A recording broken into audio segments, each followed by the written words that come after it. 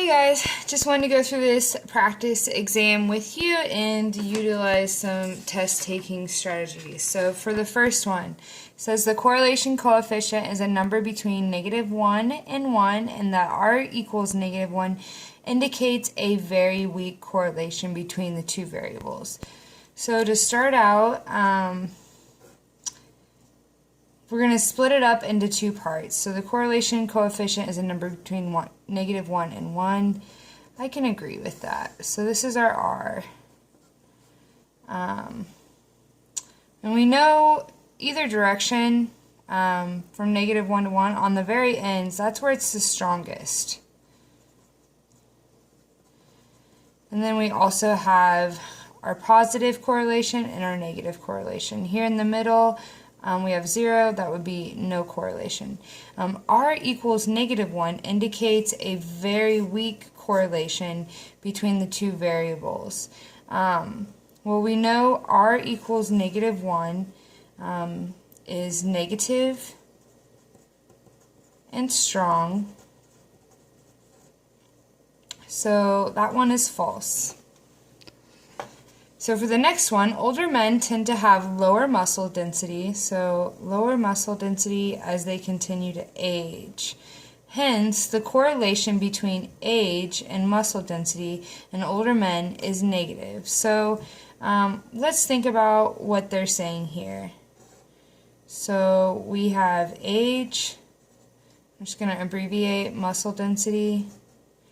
So muscle density, as age increases, is getting lower. So we have something like this. We see that it's kind of going, I think of it as downhill. So yes, that is a negative correlation. So that is true. For the next one, a researcher finds the correlation between two variables is close to 0. So we're going to say R equals 0. Therefore, the two variables must be unrelated. Are these two variables unrelated? So we know if there is 0 correlation, or R equals 0, it can look something like this, just kind of dots all over the place. But there's also other relationships besides correlation. So R equals 0 equals no correlation. That's correct. But we can have a relationship between variables that isn't a linear relationship. So the correlation is 0. This would be like R equals 0. But there's still a relationship. So to say that it's unrelated, we can't say that. So that is false. Two variables can be related without being correlated. So R only refers to correlation, not just any relationship. So for the next one, a researcher conducting an observational study found the correlation between two variables is 0.97. So we'll cut that off, okay. So we can conclude that as one variable increased, so we've got this one increasing, it caused the other variable to increase as well. So if we're saying 0.97, that is a positive relationship. So we've got this going on. But can we say that it caused something? So my favorite example is if we compare ice cream sales to air conditioning sales. Well, those both are probably going to increase together. They're going to have a relatively strong correlation. However, ice cream is not causing air conditioning sales to rise. We have a lurking variable in this case, which you could think of as either like it's summer or that it's hot outside. So it could be hot outside, that's why we have more ice cream sales, that's why we also have more air conditioning sales. So we cannot say that it caused. This part is false. So the answer to that one is false. So moving on to identifying the sampling method in each. So we have a scenario. A statistics teacher wants to know how her students feel about an introductory statistics course. She decides to administer a survey, and she has several sampling plans to choose from. So again, we're going to kind of highlight the important parts. So she's randomly selecting students from each class rank. So we have different class ranks, and we're selecting from each. So because we have different groups and we're selecting from each one, that is our stratified. So that one is B. So stratified, we have groups, and then we select from each group. That's kind of what distinguishes stratified. So groups, and we select from each.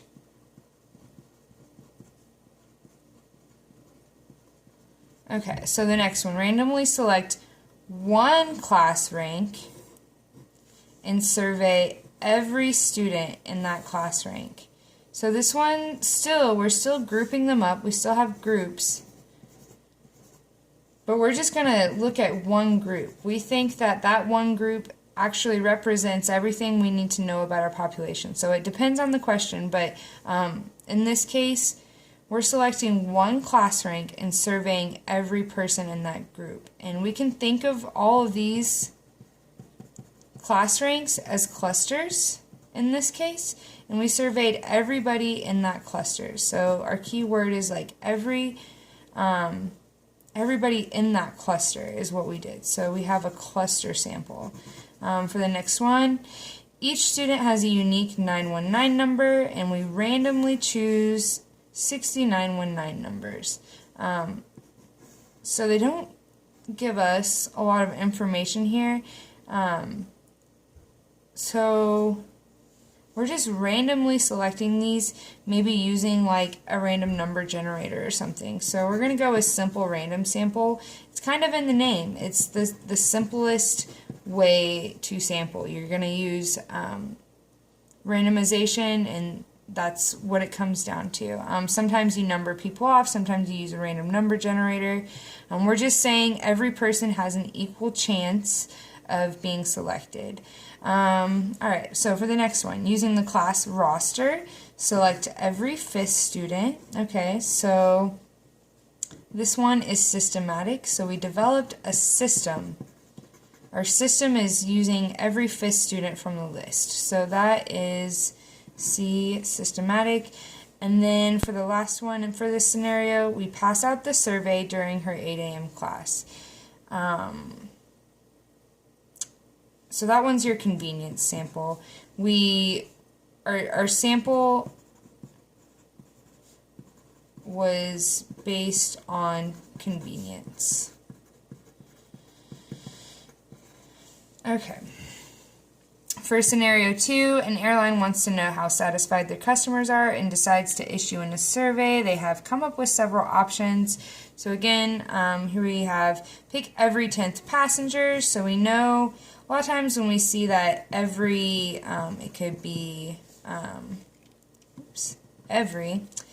Last time it was every 5th, it could be every 10th. Anytime you have some kind of system, sometimes we use the notation kth. But that's always going to be systematic. Sometimes you might have a combination of those and you might see multi-stage. In this case, all we're doing is picking every 10th, so it's systematic. From the next one, from a boarding list, randomly choose 5 people flying first class and then 25 of the standard passengers. So here we have a group of first class passengers, and then we have a group of standard passengers, and we took our sample. We took 5 from the first class, 25 from the standard. So what we've done is created groups and selected from each group. So that's where we get our stratified. For the next one, randomly generate 30 seat numbers and survey the passengers who sit there. So we simply took a random sample. So that's simple random sample. That one is A. Simple random sample, we just randomly selected those. For this one, we randomly select a seat position on the plane. So it could be the the right side of the plane next to the window, the right side of the plane in the center, or the right next to the aisle, etc. And then we survey all of the passengers sitting in those seats. So we have these different groups to choose from, and we chose one of these. So these are like our clusters. And then we survey everything inside the cluster. So this one is cluster sampling. We surveyed all the passengers in those seats out of our cluster here. And then for the bottom one, it says print a link for a survey on the ticket. So that might sound like convenience, but what happens here is that only the people who choose to respond, aka our volunteers, will be in the sample.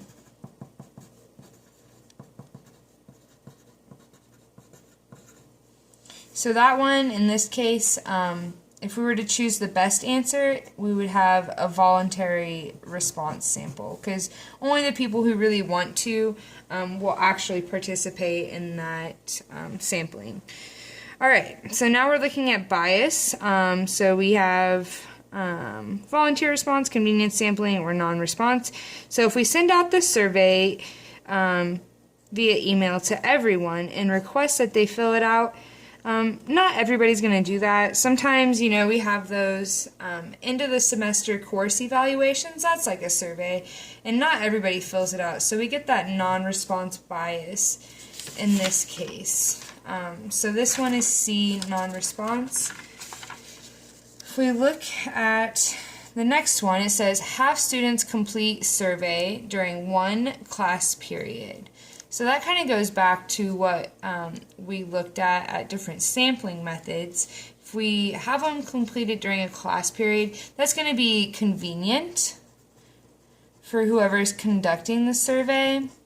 So what we get there is we have a convenient sampling or bias that results from convenient sampling, and often that results in under coverage.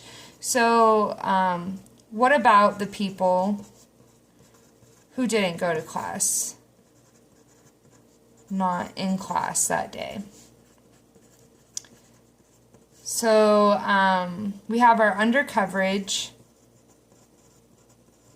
which means our sample doesn't represent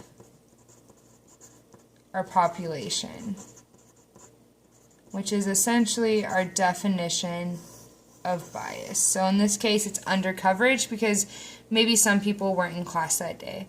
And for the last one, leave a stack of surveys in office for anyone who wants to fill one out.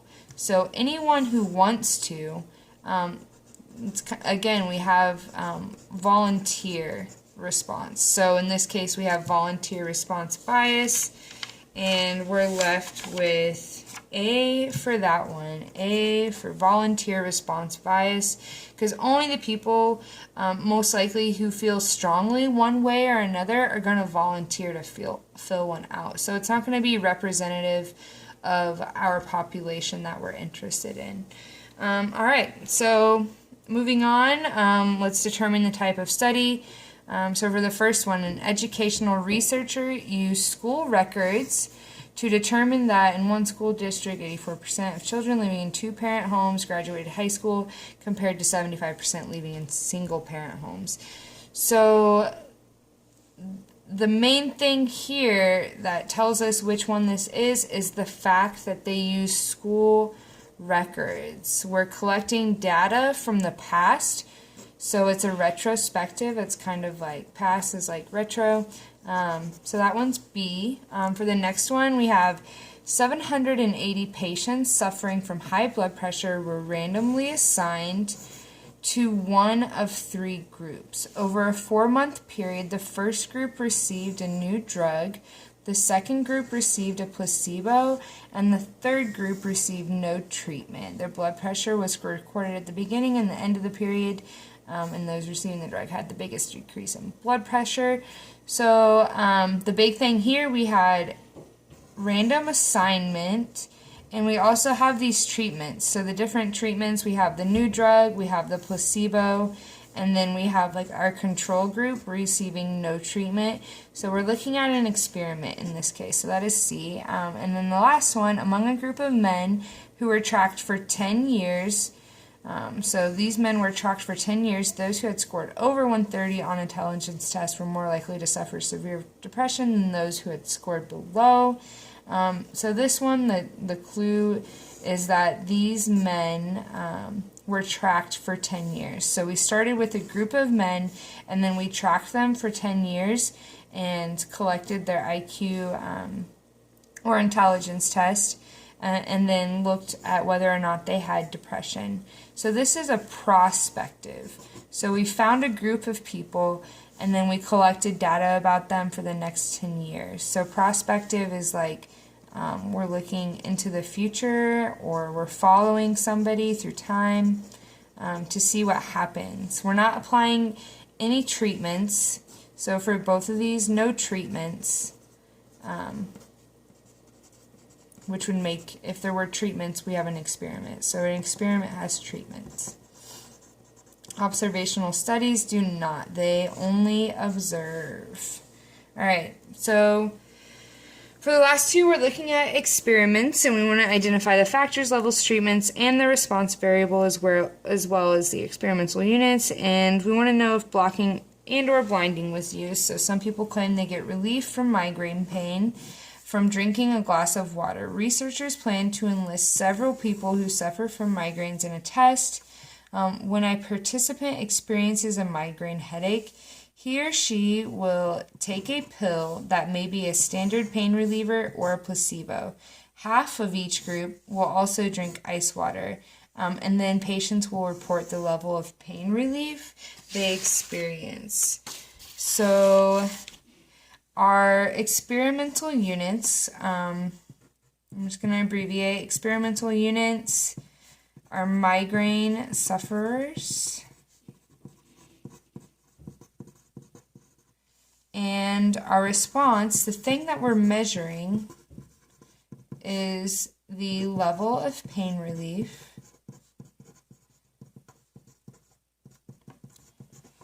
And then let's look at our factors. So our factor is the thing that we're changing, that we want to test to see if it makes a difference on our response. So in this case, we have a pill, or we have ice water. And if we look at the levels, they can either get a pain reliever or placebo. And they either get ice water or no ice water. So we can kind of make a little table here. And our treatments are going to be a combination of the two. So ice water plus pain reliever, and ice water plus the placebo. And then down here, so no ice water with the pain reliever. And then no ice water with the placebo. Was blocking and or blinding used? And a big clue that we have blinding here is that they used a placebo. So the patient doesn't know, are they getting the pain reliever or are they getting placebo? So we do have at least single blinding here, but no blocking because we didn't necessarily group people up. So let's look at the next one. The next one is says, after menopause, some women take supplemental estrogen. So they're just giving us some information here. And they're saying there's some concern that if these women also drink alcohol, their estrogen levels will rise too high. So we have 12 volunteers who were taking supplemental estrogen. Were randomly divided into two groups, as were 12 other volunteers not on estrogen. So in each case, one group drank an alcoholic beverage and the other a non-alcoholic beverage. And then an hour later, everyone's estrogen level was checked. So that one's pretty easy to identify. That's a response. is that we checked their estrogen level. So estrogen level is the response. Our experimental units. So that would be like our menopausal women. But we kind of have two groups. We have some people that take supplemental estrogen and some that do not. No estrogen. So that is actually an example of blocking, because we think maybe this might affect our results with our alcohol. So if we look at our factor is alcohol, and our two levels are, we have an alcoholic beverage or a non-alcoholic. And we're going to apply these to each group. So for our estrogen group, half of them are going to have an alcoholic drink and half of them are going to have a non-alcoholic drink. And the same thing with our non-estrogen supplementers. So alcoholic and non-alcoholic. So our treatment here is the same as our levels. So our levels / treatment are the same in this case. Up above, we combined the different levels. So our levels up here were the ice water, no ice water, pain reliever, placebo. For this one, we just have one factor, just the alcohol. So that gives us the two levels and also the two treatments. But we're applying the treatment to our two different groups. And that's where the blocking is coming in, when we have the women taking the estrogen and then women not taking estrogen. Let's see. All right, well, I hope that was helpful, you guys. As always, be sure to let me know if you have any questions. Take care. Bye-bye.